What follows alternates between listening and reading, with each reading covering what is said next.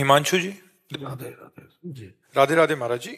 महाराज जी, कुछ पाने के लिए यदि निरंतर प्रयास किया जाए फिर भी ना मिल पाए तो क्या ये माना जाए कि वो भाग्य में नहीं है? क्या मेहनत और ईमानदार प्रयासों से भाग्य बदला जा सकता है?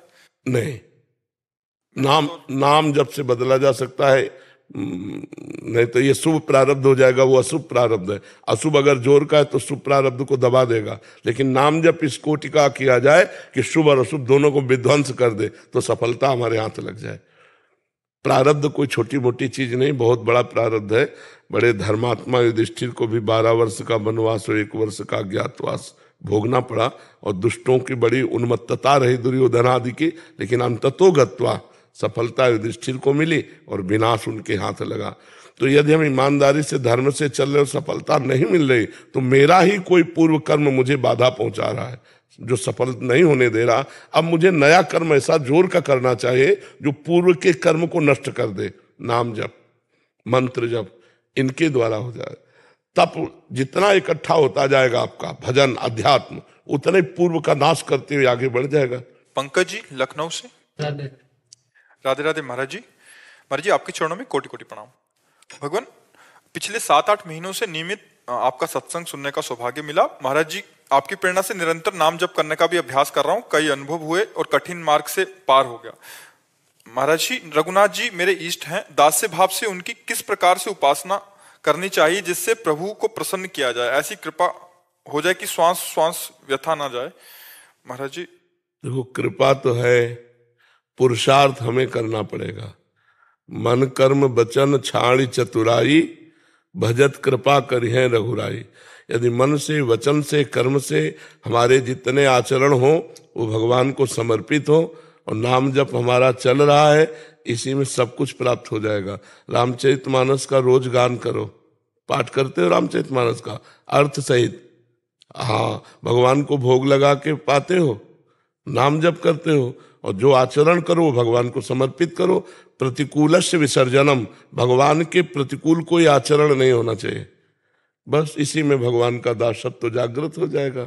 ये कोई बनाया हुआ संबंध थोड़ी, जन्म जन्मांतरों से हम भगवान के हैं, भूल गए हैं माया में तो नए नए संबंध कर लिए। इन्हीं संबंधों को छोड़ना भगवान के दासत्व को प्राप्त होना है। भगवान श्री राम जी कह रहे हैं, जननी जनक बंधु सुत दारा, तन धनु धाम सुहृद परिवारा, सबकी ममता ताग बटोरी, मम पद मनहि बांधि बर डोरी। जननी माँ, पिता, भाई, शरीर, जितना भी वैभव, ऐश्वर्य, घर मकान, जितने संबंध, सबका ममत्व राम जी के चरणों में आ जाओगे। अखिल पूरी साधना इसी बात की है।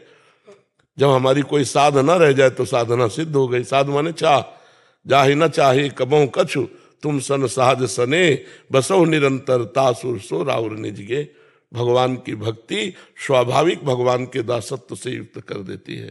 उनके लीला चरित्रों का गान, नाम जप, जितने भी कर्म है भगवान को समर्पित, तो समर्पित जीवन भगवान को प्राप्त हो जाता है।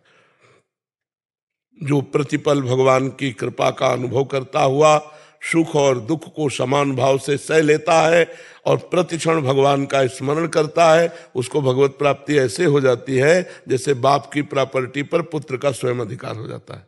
समझ रहे हैं आप? खूब नाम जप करो, और हमारे अंदर जितना नाम के प्रति प्रियता होगी उतना हम नाम को भूलेंगे नहीं। नाम निष्ठा महाराज जी, नाम निष्ठा का कोई नियम होता है? मतलब नाम निष्ठा में क्या नियम पालन? निष्ठा नहीं, हम तुम्हें बता रहे हैं, नाम के समान कुछ ना समझा जाए। जैसे अच्छा भोजन मिला, नाम छूट गया तो भोजन श्रेष्ठ हो गया। कोई व्यक्ति मिला, बातचीत की, नाम छूट गया, वो व्यक्ति श्रेष्ठ हो गया। रुपया मिला, नाम छूट गया, रुपया श्रेष्ठ हो गया। नाम को कहां विराजमान करे? सबसे श्रेष्ठ जगह में। तो त्रिभुवन की राज्य लक्ष्मी देने पर भी जो आधे पल के लिए भगवान का नाम ना छोड़े, वो मां भागवत। नाम निष्ठा ऐसे आएगी। समझ रहे हो आप? खाते पीते उठते बैठते चलते फिरते बातचीत करते हुए कभी भी नाम ना छूटे। जैसे हम आपसे बात कर रहे हैं, हमारा नाम चल रहा है, बार बार नाम हमारी मानस पटल पर। जैसे होटल में नहीं देखते लिखा हुआ आता रहता है, ऐसा तो हम उसे देख रहे हैं आपके चेहरे पर, बात कर रहे हैं, नाम नहीं छूट रहा। अभ्यास, अभ्यास हो तो आंख में पट्टी बांध करके भी ठीक निशाने पे गोली मारी जा सकती है। अभ्यास हो तो शब्द वेदी बाण मार देते थे। अभ्यास को दिखाया जाता है कि आंख में नमक ऐसे रखकर पट्टी बांध करके, और वो ठीक उसी पे हथौड़ा मारता है जहां नारियल रखा होता है। चूक जाए तो सामने वाला जो आदमी पड़ा हुआ मर जाए। अभ्यास योग युक्ते न चेतसा नान्यगामिना, अभ्यास हो जाए तो हर स्थिति में हम भजन कर सकते हैं। समझ पाए आप? राधे राधे महाराज जी। महाराज जी, आपकी कृपा से नाम जप कर रहा हूँ, परंतु आपने एक एकांतिक वार्तालाप में बताया था कि शास्त्रीय पद्धति के हिसाब से 1000 बार वाचिक नाम जप, 100 बार उपांत और 1 बार मानसिक नाम जप एक समान। ये चक्कर में नहीं पड़ना चाहिए, ये तो महिमा लिखी हुई है मानसिक की, पर इस चक्कर में नहीं पड़ना, नहीं तो भजन में त्रुटि हो जाएगी। हम मानसिक के चक्कर में जो जप रहे थे वो भी भूल जाएंगे, नहीं ना। मानसिक के चक्कर में नहीं पड़ना चाहिए, मानसिक स्थिति आती है। हम ऐसे राधा बोला तो श्री जी सुन तो रहे ना, अंदर से राधा बोला तो श्री जी सुन रहे ना। तो हमें भाव रखना है कि श्री जी को पुकार रहे हैं हम फल फूल के लिए नहीं जप रहे, हम राधा राधा श्री जी को पुकार रहे हैं। कभी तो सुनेंगी, जब हमारी सुन लेंगी तो बात बन जाएगी, ठीक है ना। मानसिक के चक्कर में क्या होता है, नए साधक का मानसिक हो नहीं पाता और उपांश और वाचिक में श्रद्धा नहीं रह जाती।